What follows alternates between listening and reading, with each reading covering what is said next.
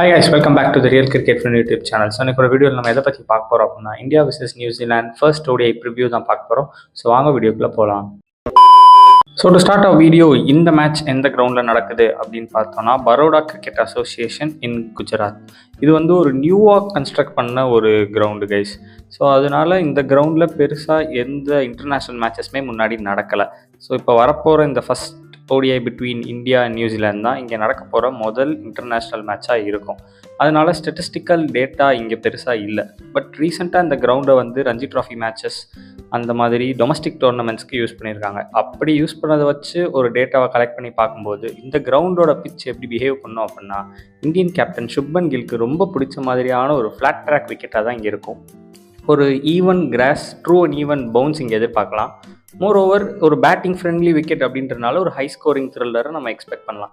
ஏன்னா எல்லா மேட்சுமே high scoring த்ரில்லரா, ஒரு மேட்ச் கூட லோ ஸ்கோரிங் ஒரு த்ரில்லிங்கான ஒரு கேம்ஸ் கிடைக்காதா அப்படின்னு கேட்டிங்கன்னா ஒரே ஆன்சர் தான் எல்லாரும் BCCIலேருந்து சொல்லுவாங்க. என்னென்னா நாங்கள் எல்லா மேட்சையும் லோ ஸ்கோரிங் த்ரில்லராக வைப்போம், நீங்கள் யாராவது பார்ப்பீங்களா? பார்க்க மாட்டீங்க. அதனால எல்லா மேட்சையும் ஹை ஸ்கோரிங்காக வச்சாதான் கில்லு மாதிரி பிளேயர்ஸ் எல்லாம் நாங்கள் ஈஸியாக ரன் அடிக்க விட்டு நிறையா பிளேயர்ஸை வெளியே அனுப்பி பாலிடிக்ஸ் பண்ணலாம். ஸோ டாஸ் ப்ரெடிக்ஷன் இந்த மேட்ச்சுக்கு எப்படி இருக்குன்னா, ஆல்ரெடி சொன்ன மாதிரி டியூ வரதுனால கண்டிப்பாக the teams winning the toss will look to chase. ஏன்னா அப்படின்னா தான் பேட்ஸ்மேனுக்கு ஒரு நல்ல அட்வான்டேஜ் கிடைக்கும். செகண்ட் இன்னிங்ஸில் பேட் பண்ணுறதுக்கு ஈஸியாக இருக்கும். ஸோ கண்டிப்பாக சேஸ் பண்ணுவாங்கன்னு எக்ஸ்பெக்ட் பண்ணலாம்.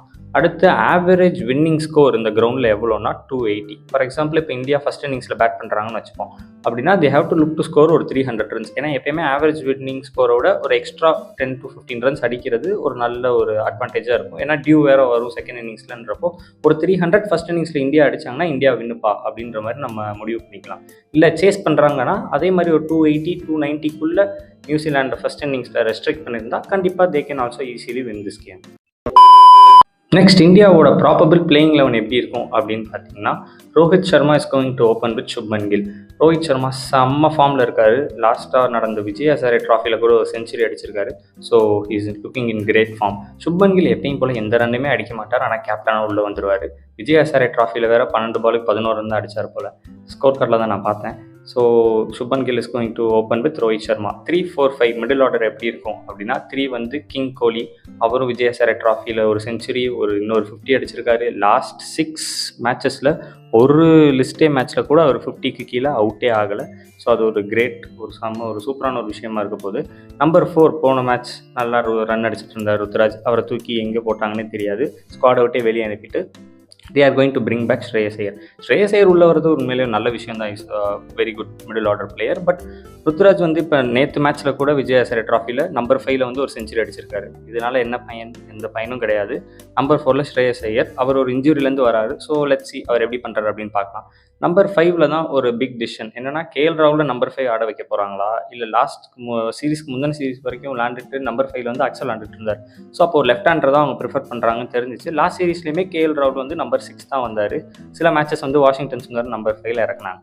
ஸோ இப்போ நம்பர் 5 KL ராகுல் வரப்போகிறாரா, இல்லை நம்பர் 6 KL ராகுல் வரப்போகிறாரா அப்படின்னு தெரியல. பட் இப்போதைக்கு on paper let's see if KL ராகுல் பேட்ஸ் அட் நம்பர் 5னா அது ஒரு சாலிடிட்டி தான் கண்டிப்பாக இந்தியாவுக்காக இருக்கும். நம்பர் 6, 7, 8 ஆல்ரவுண்டர் ஸ்லாட்டில் வந்து 6 will be Ravindra Jadeja, 7 will be Washington Sundar, 8ல் வந்து குல்தீப் யாதவ். ஸோ இதுதான் அவங்களோட ஒரு ஸ்பின் அட்டாக்காக இருக்கும். 9, 10, 11 ஃபாஸ்ட் பவுலர்ஸில் Gambhir quota, Harshit Rana, Arshdeep Singh and Mohammed Siraj. So இப்படி தான் அவங்களோட பிளேயிங் 11 இருக்கும் அப்படின்னு நம்ம எக்ஸ்பெக்ட் பண்ணலாம். ஹர்ஷ்தீப் சிங் லாஸ்ட்டாக நடந்த விஜய் ஹசாரே ட்ராஃபியில் கூட ஒரு 5 எடுத்திருக்காரு. So all are looking in good form. So this will be their playing 11 for the first ODI between India and New Zealand. So next player to watch out for from both teams யாராக இருக்கும் அப்படின்னா இந்தியாவை பொறுத்த வரைக்கும் கண்டிப்பாக விராட் கோலி தான். ஏன்னா செம்ம ஃபார்மில் இருக்காரு. நான் சொன்ன மாதிரி லாஸ்ட் 6 லிஸ்டே மேட்சஸில் எந்த மேட்ச்லேயுமே 50 கீழே ஒரு அவுட்டே ஆகலை. So we can pick Virat Kohli. New Zealand பக்கம் பார்க்கும்போது நிறைய பிளேயர்ஸ் வந்து ரெஸ்டடாக இருக்காங்க, including their captain, regular captain Mitchell Santner. அதனால ஏர்லி ஆன் ஸ்விங் எக்ஸ்பெக்ட் பண்ணுறதுனால கண்டிப்பாக எப்படியும் சுப்மன் கில் டாஸ் தோற்றுருவார். இந்தியா ஃபஸ்ட் இன்னிங்ஸ்லேயே பேட் பண்ண வந்துடுவாங்க. அப்படி வரும்போது ஜாக்கேரி ஃபோக்ஸ்க்கு நல்ல ஸ்விங் இங்கே கிடைக்கலாம் அப்படின்னு ஒரு எக்ஸ்பெக்டேஷன் இருக்குது. So from India it will be Virat Kohli and from New Zealand it will be Zakary Foulkes. Finally to conclude our video, இந்த மேட்சை யார் ஜெயிப்பா, வின்னிங் ப்ரெடிக்ஷன் என்ன அப்படின்னா கண்டிப்பாக 80% இந்தியா, ஒரு 20% ஃபார் நியூசிலாந்து. ஏன்னா lack of experience in overall squad அதுவே ஃபஸ்ட்டு நம்ம ஒத்துக்கணும். நியூசிலாந்து வந்து ஒரு சி டீம் மாதிரி ஒரு டீமை தான் அனுப்பிச்சிருக்காங்க. They are more focus towards the T20 world cup. பேட்டர்ஸ்ன்னு பார்க்கும்போது Rachin Ravindra, Kane Williamson, Tom Latham யாருமே இல்லை. Allrounder department and captaincy first of all Mitchell Santner இல்லை. பவுலிங்கில் மேட் ஹென்ரி போன இயர் அவங்களுக்கு 13 ODIஸில் 31 விக்கெட்ஸ் எடுத்தார், அவர் இல்லை. லாஸ்ட் இயர் அவங்களோட leading wicket taker across formats Jacob Duffy அவரும் இல்லைன்றனால கண்டிப்பாக ஈஸி வின் ஃபார் இந்தியாவாக தான் இருக்கும். ஸோ இந்த மேட்ச் இந்தியா ஜெயிக்கிறாங்களா இல்லையா, மேக்ஸிமம் ஜெயிச்சிருவாங்க. பட் ஜெயிக்கிறாங்களா இல்லையா, நெக்ஸ்ட் மேட்ச் எப்படி போகுது அப்படின்றத I will again meet you at the India vs New Zealand second ODI preview. Until then bye guys.